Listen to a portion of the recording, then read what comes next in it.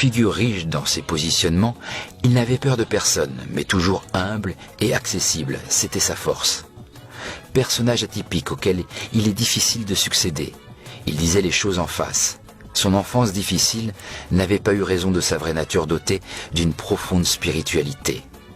Les actions qu'il a menées restent un modèle et un repère pour l'homme. Il disait souvent « Mes enfants, faites ce que je vous dis, et faites-le comme je vous l'enseigne. Il ne s'agit pas d'accomplir ma parole parmi tant d'autres, mais d'accomplir mes paroles telles qu'elles s'expriment, afin qu'un jour, nous puissions nous retrouver de l'autre côté, demeurer dans l'amour et rester fidèles aux enseignements et commandements du Père. » À partir des années 70, il se rend régulièrement en Europe, où il implantera progressivement l'Église en Suisse, Belgique, France, Espagne. Au cours des années 80, il séjourne plus souvent en Belgique et en France. L'Arroseur, un regard sur l'histoire singulière de la CPK. Le dimanche 10 février 1985, à Vilvoorde, en Belgique, par ses instructions, il est à l'initiative de la création d'un ensemble musical qui va porter son nom.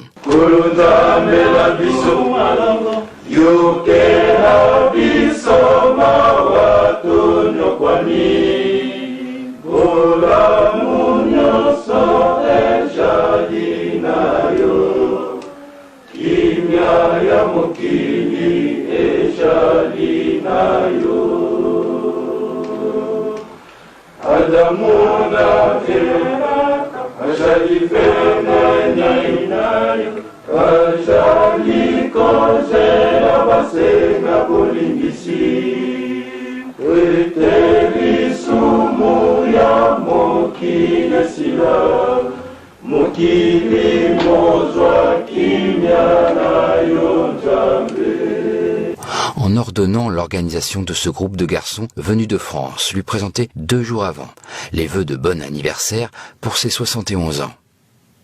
C'est par sa prière que l'acte de naissance d'une nouvelle chorale fut établi.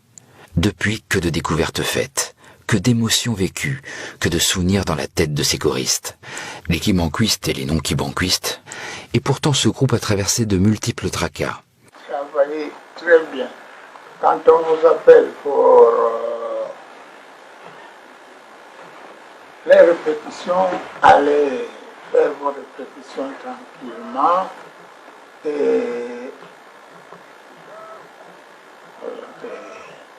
épater les gens ici comme vous avez épaté les gens de Paris.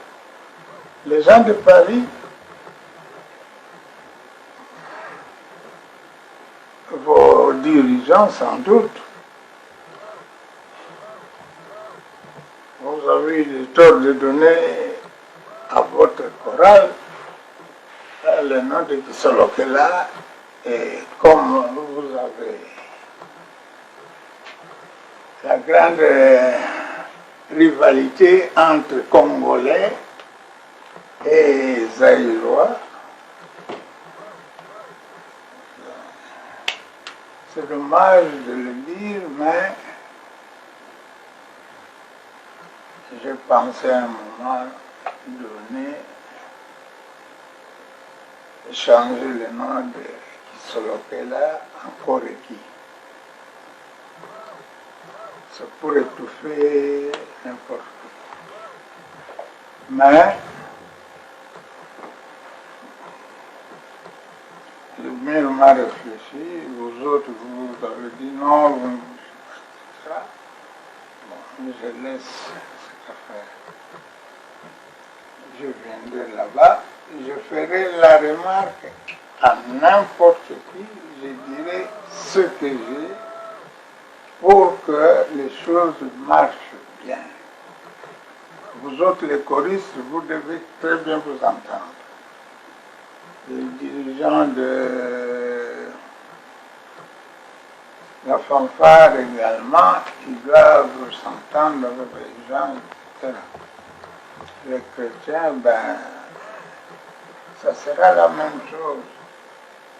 Les dirigeants doivent, vous autres, pardon, vous devez respecter ceux qui sont devant vous, ceux qui vous dirigent. Par contre, ceux qui vous dirigent, il faudra aussi du respect. Le respect est réciproque. Et je ne sais pas si un jour je les blâmer publiquement ou bien lui, votre pasteur, quand il y a quelque chose, ben, nous sommes à deux, je lui dis, ceci ce n'est pas bien. Ça, vous ne pouvez pas continuer à faire ça, vous allez faire fuir beaucoup de chrétiens. Ça, c'est un défaut que j'ai l'habitude de dire la vérité aux gens.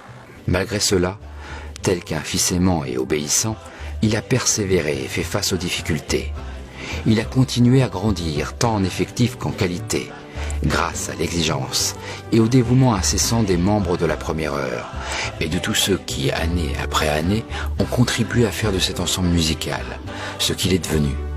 Bien entendu, non sans mal, et ce grâce à l'appui du Père et de son Église.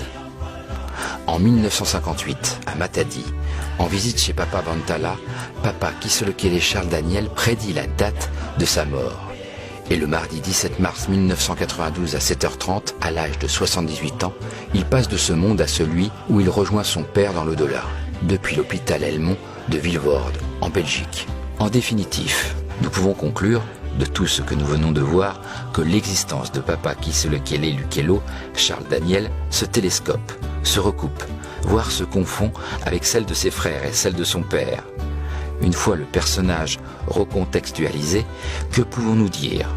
Il s'agit, sans aucun doute, d'une figure extraordinaire et exigeante, qui force le respect par sa vie et par son courage. Un personnage atypique, auquel il est difficile de succéder. Mais en tout état de cause et avant toute chose, Papa Nkulutu, comme l'appellent les Kimanguistes, avec affection et gratitude, est un homme de grand amour et de conviction.